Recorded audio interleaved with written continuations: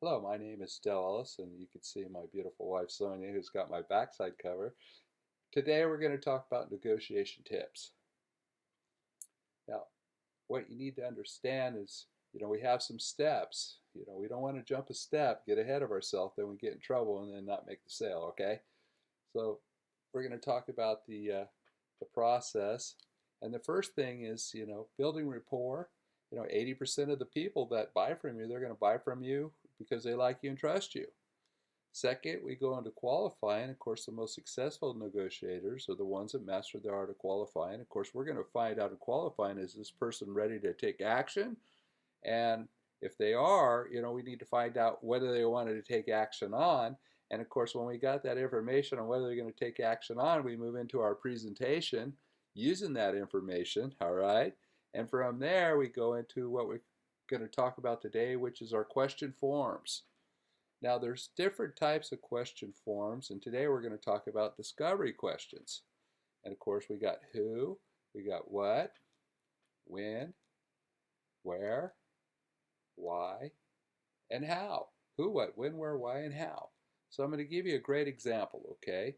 So let's say we're showing a home and we give the amount, and the first thing out of their mouth is, we didn't want to spend that much. Now, of course, you've never heard anything like this or close to this. You haven't been in the field of negotiation very long. And so hang on, because I'm going to teach you how to handle it. That way you could, head them off at the pass before you get hit with it. How's that sound? So the most typical salespeople, here's what they do, and it's wrong. This is a great house for the price. Well, what negotiation law did this salesperson just break? Well, that's a great question. I'm glad you asked it. So let's talk about these laws. Of course, whenever you get hit with an objection or a concern, never argue or fight with your potential client. You might win the argument, you might win the fight, but you'll never make the sale. But sometimes I got to be honest with you, it feels good, but don't do it. Next, negotiation is never telling, it's listening and then asking questions. It's listening and then asking questions. What we don't want to be is a pushy salesman, isn't that right? Next, whenever we get in trouble in the negotiation process, or whenever you get in trouble with, anybody, the best thing to do is ask questions. Okay? Then we have whoever asks the questions leads the conversation. I was taught, Daddy, why is there a moon in the sky? And of course, you go explain it, and then they ask why. And then you explain more, and they ask why and why and why. Tell me, who's leading the conversation? Isn't it true that the one that's asking the questions is the one that leads the conversation? And that's what I want to share with you today. Now, whenever handling or whenever we handling their objections, always mention something that they said they liked or an advantage that they said they wanted. So we want to put that in there, okay? And we'll talk about this, some advanced forms of handling concerns and objections later on.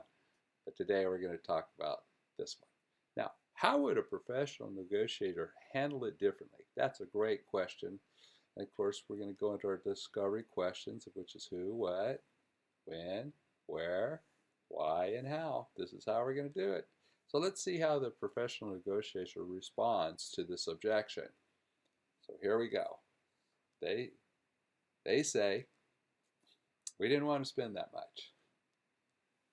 The professional responds, for a beautiful home, or as beautiful as this home is, what were you thinking? Or, why do you feel this lovely home is too much? Or,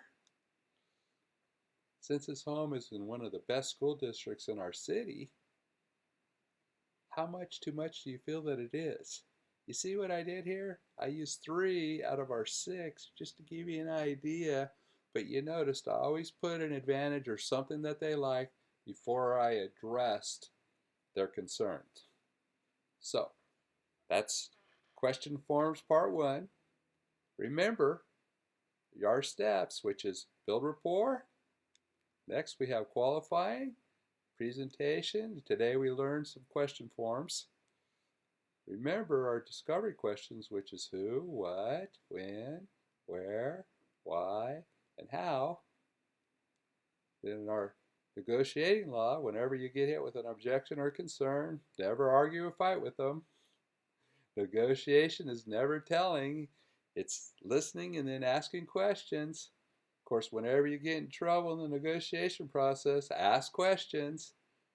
Of course, whoever asks the questions leads the conversation, don't they? Of course, whenever handling their objections, always mention something that they said that they like or an advantage they said that they wanted. Well, that finishes up question forms part 1. My name is Dallas, and that's my wife Sonia, and we just want to thank you very, very much for all your help. Have a great day.